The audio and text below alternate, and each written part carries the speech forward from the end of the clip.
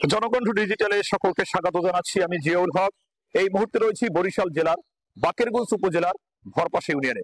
দর্শক, আমরা যে স্থানটিতে দাঁড়িয়ে রয়েছি এটি মূলত ভরপাশা ইউনিয়নের প্রফুল্ল বিদ্যাপীঠ নামের যে শিক্ষা প্রতিষ্ঠানটি রয়েছে সেখান থেকে কিন্তু সরাসরি আমরা আজকের জনকণ্ঠ ডিজিটালের মাধ্যমে আপনাদেরকে দেখাচ্ছি। দর্শক, আপনারা দেখতে পাচ্ছেন যে প্রফুল্ল বিদ্যাপীঠ যে শিক্ষা প্রতিষ্ঠানটি এটি মূলত এই এলাকায় একজন অবসরপ্রাপ্ত শিক্ষক, শিক্ষা অনুরাগী প্রফুল্ল কুমার দাস, তিনি কিন্তু তার নিজ বাড়িতে এই শিক্ষা প্রতিষ্ঠানটি প্রতিষ্ঠিত করেন এবং সেই 11 সাল থেকে এখন পর্যন্ত এই শিক্ষা প্রতিষ্ঠানটিকে আর পিছনে ফিরে তাকাতে হয়নি। দর্শক, আমরা কিন্তু সরাসরি সেই স্কুল থেকে যে স্কুলের যে সচিত্র সেটি কিন্তু আমরা আপনাদের দেখেছি।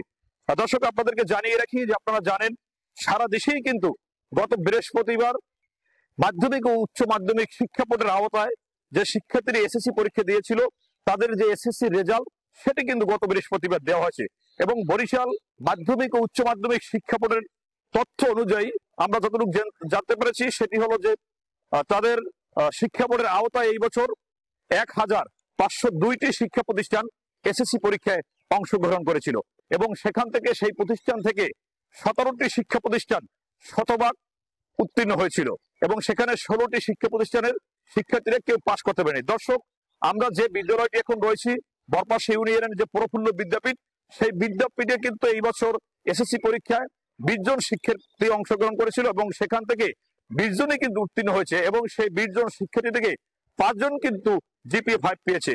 আমি প্রফুল্ল বিদ্যাপীঠের একজন শিক্ষার্থী। আমাদের বিদ্যালয় থেকে 5 জন জিপিএ 5 পেয়েছে, তার ভিতরে আমি তামান্না ইসলাম মারুফা একজন।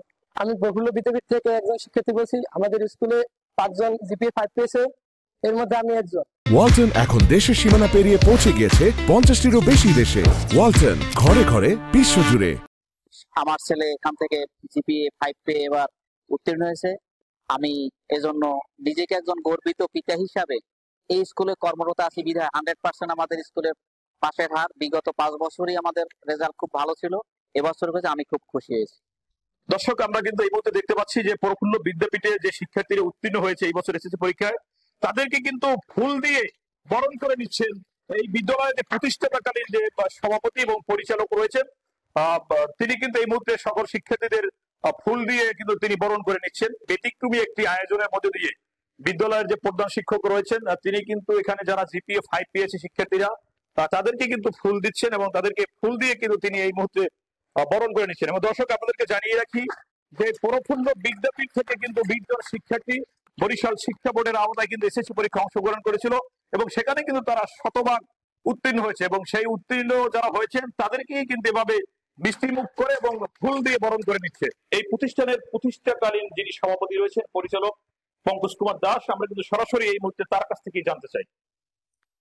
ধন্যবাদ জানাচ্ছি আমি জনকণ্ঠকে। আমাদের এই প্রত্যন্ত এলাকায় ছোট্ট একটি স্কুলের তথ্য বিশ্বব্যাপী তুলে ধরার যে তারা চেষ্টা করছে, সেজন্য আমি প্রথমেই বলবো যে প্রতিষ্ঠাকালীন সময় থেকে আমাদের মনের মধ্যে কিন্তু একটা স্বপ্ন এরকম যে এই উপমহাদেশের শিক্ষা ব্যবস্থার শুরু কিন্তু ছিল গুরুকুল শিক্ষা ব্যবস্থার মধ্য দিয়ে, অর্থাৎ গুরুগৃহে গুরুর কাছে থেকে শিক্ষা লাভ করতো শিক্ষার্থীরা।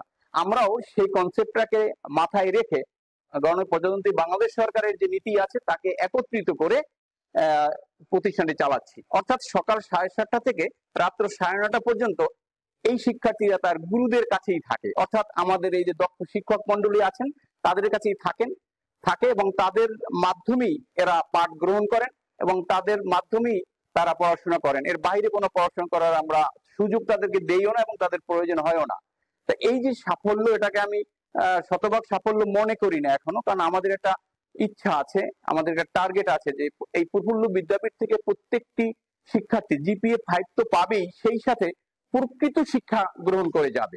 আমরা কোয়ান্টিটি চাই না, কোয়ালিটিটা চাই। তো এইভাবে আমরা এবছর জিপিএ 5 5টা পেয়েছে, ধারাবাহিকভাবে শতভাগ পাস করছে, কিন্তু আমাদের টার্গেট হলো যে শতভাগ শিক্ষার্থী জিপিএ 5 পাবে এবং তারা বাংলাদেশ নয় দেশের বিভিন্ন জায়গায় ছড়িয়ে ছিটিয়ে পড়বে। প্রফুল্ল বিদ্যাপীঠ থেকে 2025 সালে আমরা 20 জন শিক্ষার্থী পরীক্ষা দিয়েছে এবং জিপিএ 5 পেয়েছে 5 জন, বাকিরা সফলতার সাথে বিজয় অর্জন করেছে।